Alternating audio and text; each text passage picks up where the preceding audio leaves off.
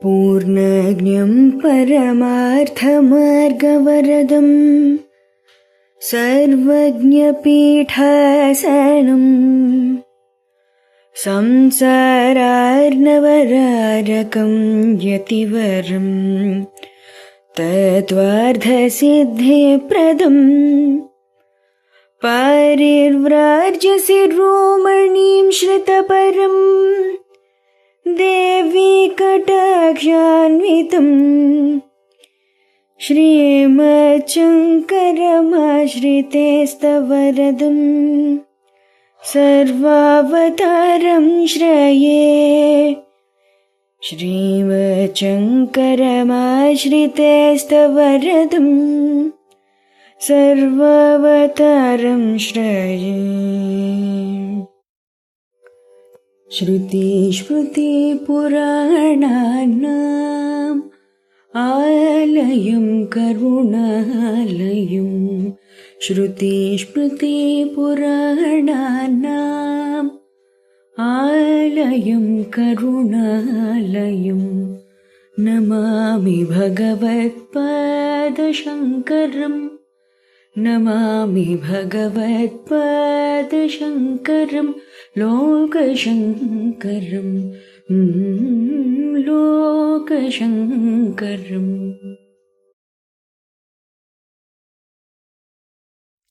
శ్రీ గురుభ్యో నమః. శ్రీ శ్రవణం ఛానల్కి శ్రోతలందరికీ కూడాను మరొకసారి స్వాగతం. ఈరోజు మనం 202, 203 ఈ శ్లోకాల్ని 202, 203, 204 ఈ మూడింటిని కలిపి చెప్పుకోబోతున్నాం అన్నమాట. ముందుగా వీటి ప్రతిపదార్థాన్ని విందాం, ఆ తర్వాత తాత్పర్యాన్ని తెలుసుకుని వివరణలోకి వెళ్ళిపోదాం. యద్బుద్ధ్యుపాధి సంబంధాత్ పరికల్పితమాత్మని జీవత్వం నతోన్యత్తు స్వరూపేణ విలక్షణః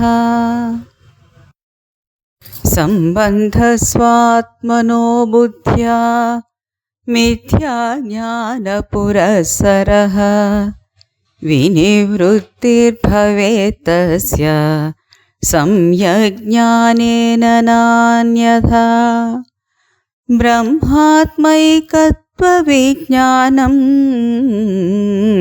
సమ్యజ్ఞానం శ్రుతేర్మతం.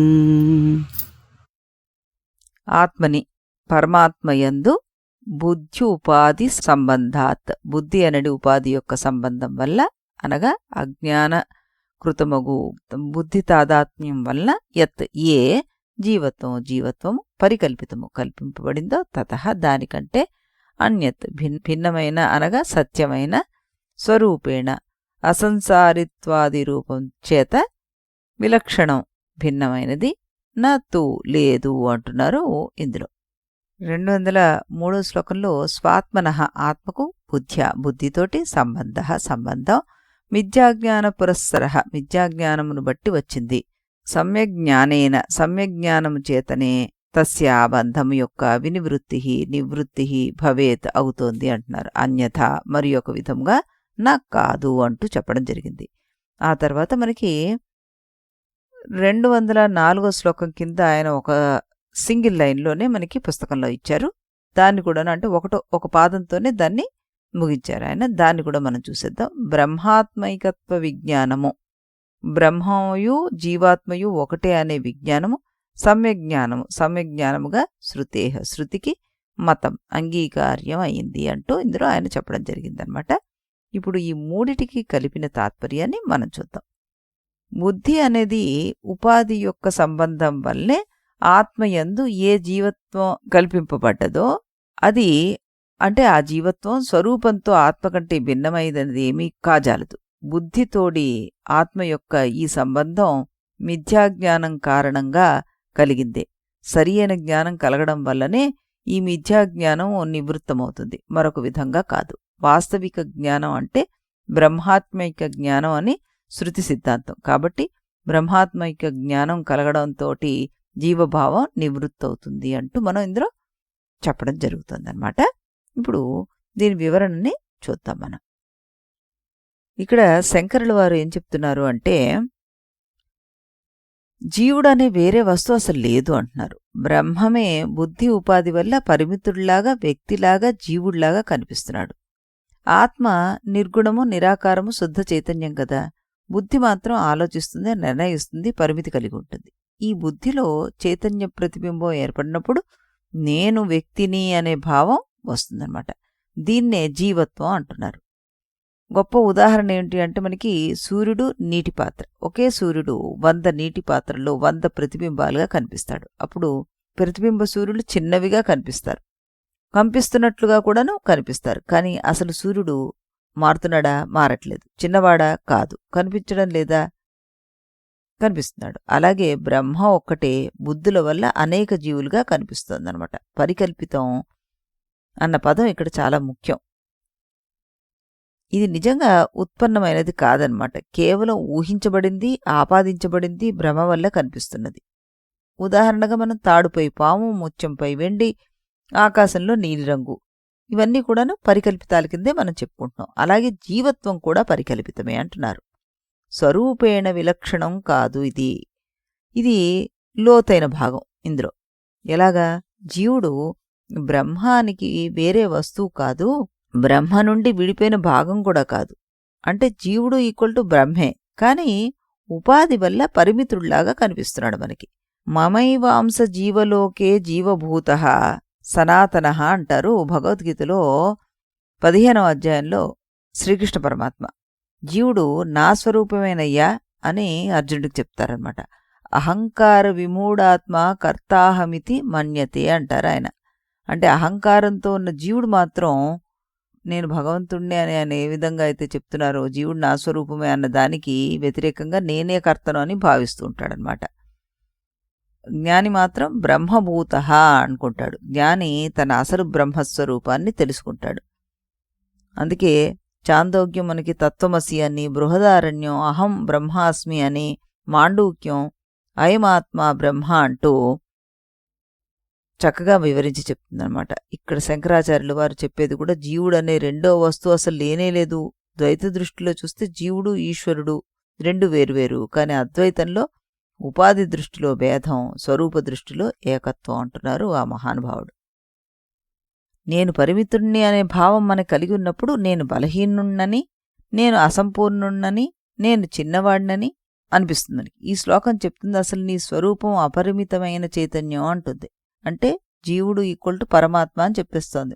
మానసిక పరంగా చూస్తే కూడా ఇది గొప్ప శ్లోకమే అని మనం అనుకోవచ్చు. మన గుర్తింపులు చాలా వరకు సమాజము, పేరు, ఉద్యోగము, సంబంధాల వల్ల ఏర్పడతాయి. కానీ ఇవి ఉపాధులు మాత్రమే, నిజస్వరూపం కాదు. ఉద్యోగం మారితే నేను మారిపోతానా? కాదు. అలాగే శరీరము, మనస్సు మారినా ఆత్మ మాత్రం మారదు అన్నమాట. జీవుడు నిజంగా బ్రహ్మానికి భిన్నుడు కాదు. బుద్ధి ఉపాధి వల్ల కల్పితంగా కనిపిస్తున్న పరిమితి మాత్రమే. జ్ఞానం వచ్చినప్పుడు జీవభావం కరిగిపోతుంది. మిగిలేది బ్రహ్మ ఏకత్వం మాత్రమే. సముద్రంలో అలలు వేరువేరుగా కనిపిస్తాయి, కానీ స్వరూపంగా అవన్నీ నీరే అన్నమాట. జీవులు అనేకంగా కనిపిస్తాయి, కానీ స్వరూపంగా అవి బ్రహ్మే. ఈ సత్యాన్ని ప్రత్యక్షంగా తెలుసుకోవడమే మోక్షము, జ్ఞానము, అద్వైత అనుభవము. చక్కటి శ్లోకం ఇది. ఇప్పుడు మనం 203వ శ్లోకంలో ఉన్న భావార్థాన్ని కూడాను వివరంగా తెలుసుకోవడానికి ప్రయత్నం చేద్దాం. మరి ఇప్పటివరకు గురువుగారు ఏం చెప్పారు? జీవత్వం భ్రమ, ఆత్మ అసంగుడు, బుద్ధి ఉపాధి వల్ల జీవభావం ఉంది అంటూ చెప్తున్నారు. ఈ భ్రమ ఎలా తొలుగుతుంది అనే ప్రశ్నకు సమాధానం సమ్మజ్ఞానం వల్ల మాత్రమే జరుగుతుంది అంటూ చెప్పడం జరిగింది. గురువు చెప్తున్నారు ఆత్మ బుద్ధి సంబంధం నిజమేనా అంటే కాదు అంటున్నారు. అది అవిద్య వల్ల, తప్పుడు తాదాత్మ్య భావం వల్ల కల్పిత సంబంధం మాత్రమే. అద్దంలో మన ప్రతిబింబం కనిపిస్తుంది. అప్పుడు అద్దం నవ్వుతున్నట్లు, అద్దం కోపంగా ఉన్నట్లు కాదుగా. కాని నిజానికి అద్దానికి ఆ భావాలు ఏమీ లేవు కదా. అలాగే బుద్ధి భావాలు ఆత్మకు ఆపాదించబడుతున్నాయి అంతే. మిథ్యాజ్ఞానం పురస్సరహ అన్నారు ఇందులో ఒక పదం, లోతైన పదం అది. అంటే ముందుగా అవిద్య ఉంది, దానివల్లనే తప్పుడు సంబంధం వచ్చింది. తాడును సరిగ్గా చూడకపోవడం వల్లే కదా అది పాము అని కనిపిస్తోంది. అలాగే ఆత్మను సరిగ్గా తెలుసుకోకపోవడం వల్లనే నేను శరీరం, నేను కర్త అని బాధపడుతున్నాను. ఆ భావాలే మనకు వస్తాయన్నమాట. సమ్యక్ జ్ఞానేనా అన్నారు. ఎందుకు మరి ప్రత్యేకంగా అన్నారు అక్కడ?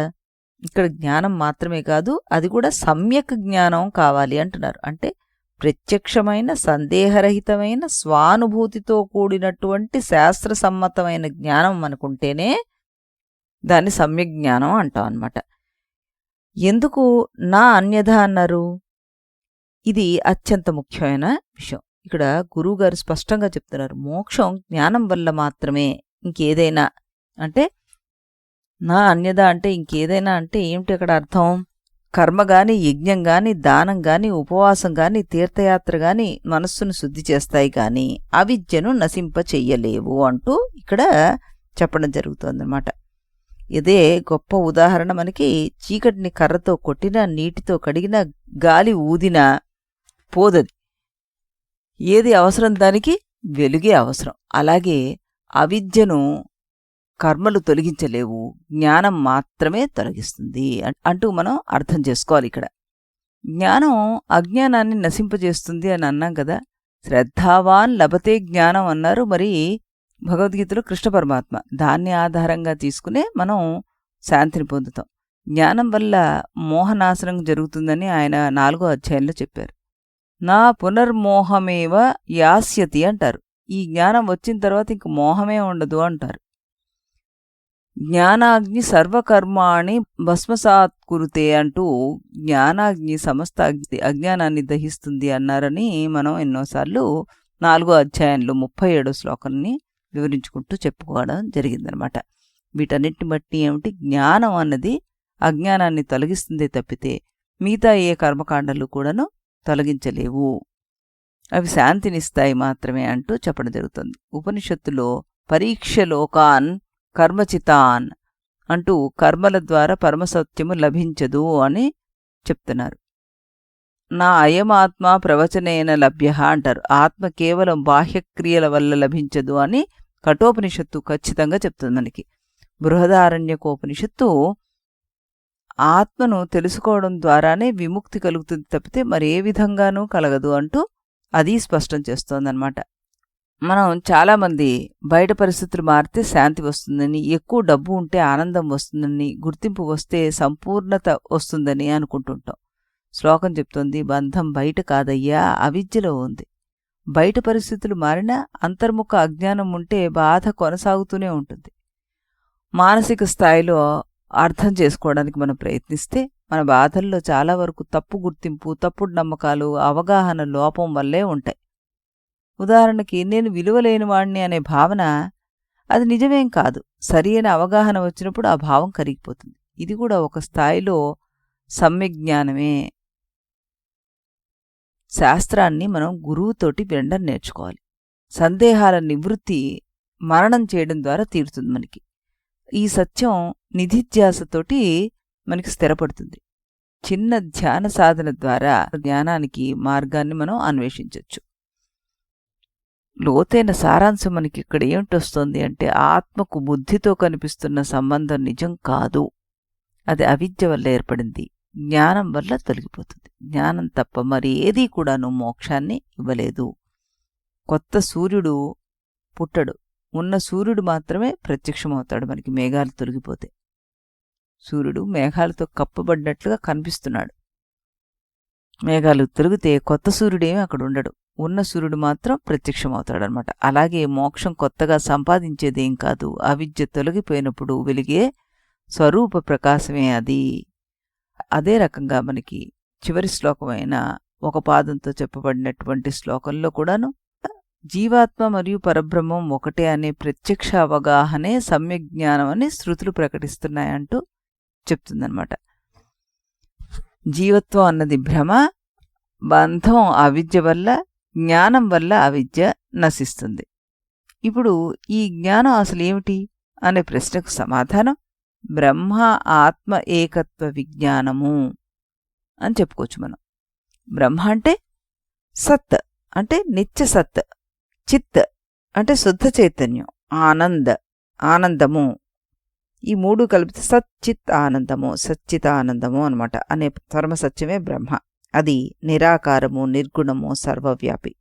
ఆత్మ అంటే నేను అని అనుభవిస్తున్న చైతన్య స్వరూపం, శరీరం కాదు, మనస్సు కాదు, బుద్ధి కాదు, ఇవన్నిటినీ తెలిసిన సాక్షి చైతన్యం అంట. ఏకత్వ విజ్ఞానం అంటే ఏమిటి ఇక్కడ మనకి అంటే అది కేవలం సిద్ధాంతమేమి కాదు, ప్రత్యక్ష అవగాహన, స్వానుభూతి, సందేహరహిత జ్ఞానం. అంటే నేను పరిమిత జీవుణ్ణి కాదు, నేను బ్రహ్మస్వరూపుణ్ణి అని మనం అర్థం చేసుకోగలగాలన్నమాట. ఇదే ఎందుకు సమ్యజ్ఞానం? ఎందుకంటే ఇతర జ్ఞానాలు ప్రపంచ విషయాలని గురించి చెప్తాయి, శాస్త్రాల గురించి చెప్తాయి, నైపుణ్యాలను ఇస్తాయి. కానీ నేను ఎవరు అనే ప్రశ్నకు సమాధానం చెప్పేది ఇది మాత్రమే. ఈ శ్లోకం చివర్లో శృతేర్మతం అని చెప్పారు కదా, అంటే ఇది వ్యక్తిగత అభిప్రాయం కాదు, తాత్కాలిక తత్వమూ కాదు, ఉపనిషత్తుల మహానిర్ణయం అంటూ మనం ఇక్కడ తెలుసుకోవాల్సిన విషయం ఉంది అంటూ శంకరాచార్యులు వారు దీన్ని చెప్పడం జరిగిందనమాట. చాందోగ్యం మనకి తత్వమసి అని, అహం బ్రహ్మాస్మి అని బృహదారణ్యకము, అయమాత్మ బ్రహ్మ అంటూ మాండూక్యము, ప్రజ్ఞానం బ్రహ్మ అంటూ ఐతరేయ ఉపనిషత్తు శుద్ధ చైతన్యమే బ్రహ్మ అంటూ చెప్పడం జరిగిందనమాట. భగవద్గీత అన్వయంలో సర్వభూతాత్మానం, జ్ఞాని అన్ని భూతాల్లో ఒకే ఆత్మను చూస్తాడు అంటూ 6వ అధ్యాయంలో 29వ శ్లోకంలో చెప్తారు. బ్రహ్మభూత స్థితిని 18వ అధ్యాయంలో 54వ శ్లోకంలో బ్రహ్మస్వరూపాన్ని తెలిసినవాడు సంపూర్ణ శాంతిని పొందుతాడు అంటూ బ్రహ్మభూత ప్రసన్నాత్మ అంటారు ఆయన. వాసుదేవ సర్వం అంటారు 7వ అధ్యాయంలో 19వ శ్లోకంలో. వాసుదేవ సర్వమితి, సర్వము ఒకే పరమ సత్యం అని తెలుసుకోవడం అన్నమాట. మోక్షం అంటే స్వర్గానికి వెళ్ళడం కాదు, కొత్త లోకాన్ని పొందడం కాదు, బ్రహ్మలో కలవడం కూడా కాదు. ఎందుకంటే నీవు ఇప్పటికే బ్రహ్మాన్ని తెలుసుకోవాల్సింది కొత్త సత్యం కాదు, మరిచిపోయిన స్వరూపాన్ని. అలా నేను చిన్న అలా అని అనుకుంటుంది, అది జీవభావం. తర్వాత తెలుసుకుంటే నేను నీరే, అది బ్రహ్మాత్మైక విజ్ఞానం. ఇప్పుడు అలగా కనిపించిన లోపల సముద్రమే అన్నమాట. ఇప్పుడు ప్రపంచం మనిషికి ఏం చెప్తోంది అంటే నేను అసంపూర్ణుణ్ణి, ఇంకా సాధించాలి, ఇంకా సంపాదించాలి అంటూ. కానీ ఈ శ్లోకం ఏం చెప్తోంది? నీ అసలు స్వరూపం ఇప్పటికే సంపూర్ణమయ్యా. ఈ అవగాహన భయాన్ని తగ్గిస్తుంది, అసూయను తగ్గిస్తుంది, లోపల శాంతిని పెంచుతుంది. మానసిక శాంతికి గొప్ప మార్గం మన సమస్యల మూలం అన్నమాట. నేను పరిమితుణ్ణి అనే భావం. ఈ శ్లోకం చెప్తోంది మనకి నీ అసలు స్వరూపం అనంతం. ఈ దృష్టి వల్ల ఆత్మనింద తగ్గుతుంది, పోలికలు తగ్గిపోతాయి, లోపల స్థిరత్వం ఏర్పడిపోతుంది. సముద్రాన్ని విడిచి అలా ఎక్కడికి వెళ్ళదు, అలా ఎప్పుడూ సముద్రమే. అలాగే జీవుడు ఎప్పుడూ బ్రహ్మే, అవిద్య వల్ల మాత్రమే వేరుగా కనిపిస్తున్నాడు. ఆ భ్రమ తొలగి నేనే ఆ పరబ్రహ్మ స్వరూపం అని ప్రత్యక్షం అవ్వడమే మోక్షం అంటున్నారు శంకరాచార్యులు వారు ఈ శ్లోకంలో. చక్కటి భావాన్ని మనం చెప్పుకున్నాం ఈరోజు. మళ్ళీ రేపు ఇదే సమయానికి ఇదే ఛానల్లో మరో 2 శ్లోకాలతో కలుద్దాం. అంతవరకు సెలవు. इति गुरुवाक्यम् इति गुरुवाक्यं विधि वेदान्तं विदितारकमिति ब्रह्ममु इति गुरुवाक्यं विधि वेदान्तं विदितारकमिति ब्रह्ममु इति मोदलिदि नडुमिदि तुदि తెలిసినవాడేవాడుగా ఇది మొదలిది నడుమిది తుది తెలిసినవాడేవాడుగా ఇది గురువాక్యం విధి వేదాంతం విదితారకమితి బ్రహ్మము ఇది గురువాక్యం.